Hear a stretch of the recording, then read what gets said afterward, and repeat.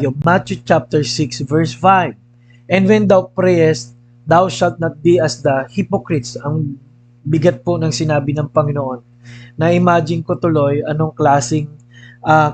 anong klasing kultura ng mga tao ang sinasabihin ng Panginoon na nasanay na lang sa form of religiously but denying the power thereof. Religiosity, ano po?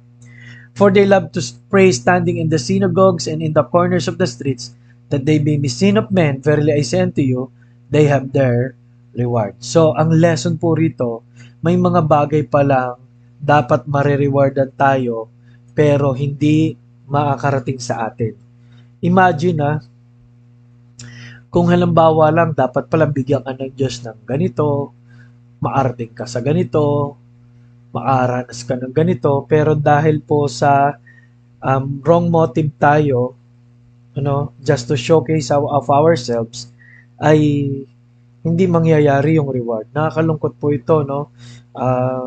Para po sa akin at para sa akin din po na nagdi-devotion sa umagang ito po ay nakakalungkot. Ibig sabihin, it is true that there are many things God wants us to have pero hindi nangyayari. Dahil we have received our reward. Ang reward na yon ay yung makita ng tao, hindi yung reward ng Diyos. Number 2, na makikita po natin dito, ang true reward ng Kristiyano ay dapat ay, the glory of God. Number 2, ang answered prayer. And number 3, integrity. Ano po ba yung integrity? Yung ikaw ay mapagkatiwalaan ng iyong ugali. No? Mapagkatiwalaan yung ugali mo, integridad. Ang isang tao pala na nagkaroon ng pride at nagkaroon ng self-gratification ay isa sa downfall ng kanyang integrity mula sa harapan ng Diyos. Ano po? At ito'y pagbagsak hindi lang ng pagpapala, kundi pagbagsak po kung paano pa tayo gagamitin ng Panginoon. Yun, kung paano tayo gagamitin ng Panginoon.